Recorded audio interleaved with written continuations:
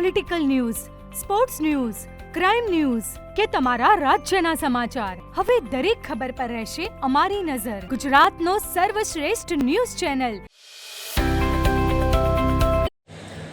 પાટણ શહેરમાં અષાઢી બીજના પાવન અવસરે ભગવાન જગન્નાથજીની 144મી ભવ્ય અને ઐતિહાસિક રથયાત્રા યોજાનાર છે.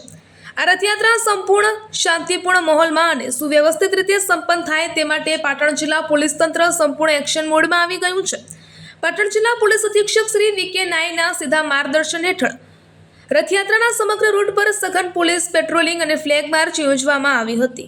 એસપીએ જાતે સમગ્ર રૂટનું નિરીક્ષણ કરી સુરક્ષા વ્યવસ્થાની સમીક્ષા કરી હતી તેમજ ફરજ પર તૈનાત અધિકારીઓ અને પોલીસ કર્મચારીઓને જરૂરી સૂચનો અને માર્ગદર્શન આપ્યું હતું. પોલીસ દ્વારા જગન્નાથ મંદિર, હિંગળા ચાચર ચોક, બગવાડા દરવાજા, રેલવે સ્ટેશન, સુભાષ ચોક, જૂના ગંજ બજાર, દોશીવટ બજાર, 3 દરવાજા અને રતનપોળ સહિતના મુખ્ય તથા સંવેદનશીલ વિસ્તારોમાં વિશેષ બંદોબસ્ત ગોઠવવામાં આવ્યો છે. આ દરમિયાન એસપી શ્રી વી.કે. નાઈએ વિવિધ મહોલ્લા અને પોળોના સ્થાનિક આગેવાનો સાથે રૂબરૂ મુલાકાત કરી હતી અને તેમણે સૌ નાગરિકોને પરસ્પર ભાઈચારો, સામાજિક સૌહાર્દ અને કોમી એકતા જાળવી રથયાત્રાના પવિત્ર મહોત્સવને શાંતિપૂર્ણ અને ઉત્સાહભેર ઉજવવા અપીલ કરી હતી.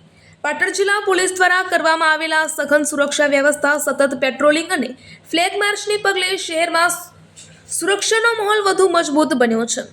રથયાત્રા દરમિયાન કોઈ અનિચ્છનીય બનાવ ન બને અને શ્રદ્ધાળુઓ નિર્ભયતાથી દર્શન કરી શકે તે માટે પોલીસ તંત્ર સંપૂર્ણ સજ્જ હોવાનું અધિકારીશ્રીઓએ જણાવ્યું છે.